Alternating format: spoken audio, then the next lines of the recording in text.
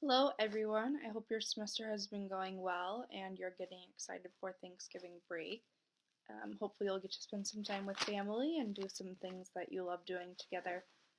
Um, for this assignment, I chose video prompting. So, video prompting is similar to a picture schedule or video modeling, but it's a little bit different. It is more similar to a picture schedule, just being that it shows the steps. So, video prompting is short little clips, like 30 seconds, showing each step of an activity. So, a short video clip is made of each step. You watch the first clip and then complete that first step. Then you watch the second clip and then you would complete the second step, and so on until you finish the entire task. Um, using the videos to teach is helpful, especially with people who have ASD, just because they tend to be very visual learners. Um, Video instruction really capitalizes on this learning style. It is also more motivating than in-person instruction because many people with autism prefer technology and learning via a screen. The short video clips also allow the viewer to process smaller amounts of information at a time, which may lead to faster mastery of the task. It also allows the person to gradually learn the steps of the task, which can help build confidence, versus giving someone a full task and having them fail at it. It may lead them to believe that they aren't able to do it, when really, if we just break it down into the steps, they could be very successful. So, video modeling has been used a lot to help teach daily living skills. It works well for things that involve a sequence of steps. So, something like laundry or dishes, putting away groceries, preparing a simple meal, setting the table, using a copy machine, things like that.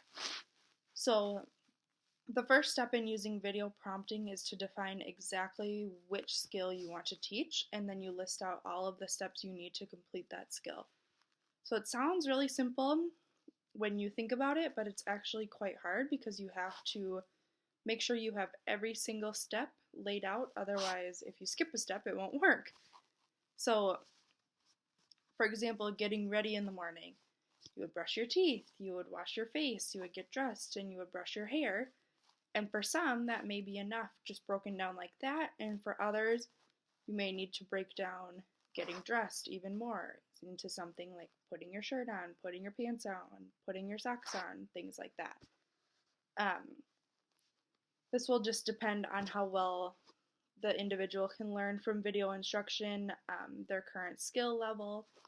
If they're just learning, you may need to break it down a little bit more, but if they have some of those skills already, you might not need to break those steps down as much. So you do the task analysis, and an easy way to do it is observing someone else do the skill, and then you list out every step as you watch them do it. So then once you have that, then you film someone doing all of the steps in the task. So you can have a peer model, you can have an adult model, you can do a self model. It really just depends on how that individual is going to learn the best.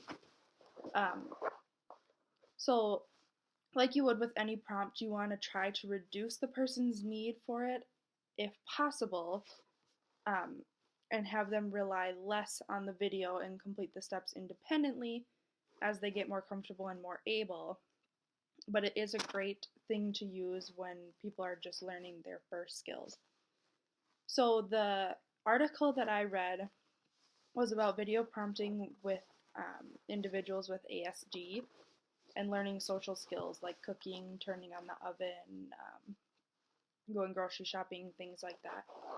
So it was a combination of 5 or 6 research studies. I don't remember exactly how many it was, but all of them found that video prompting does show positive effects on individuals' ability to learn and complete those tasks.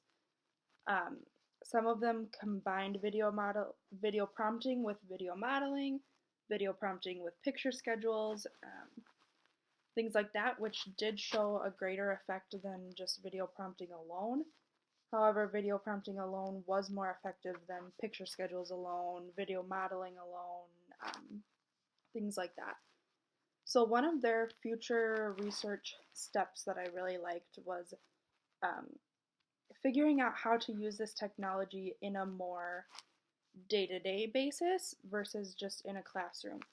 So they talked about putting it on an iPod or an iPad or even an iPhone or any kind of little tablet and being able to have it be portable.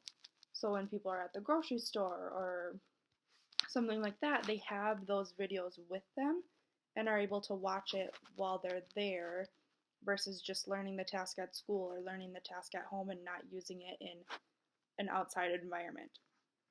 Um, Video prompting is super interesting, and I really would suggest you look into it if you are interested in it. But I hope you have a great break and enjoy seeing your family.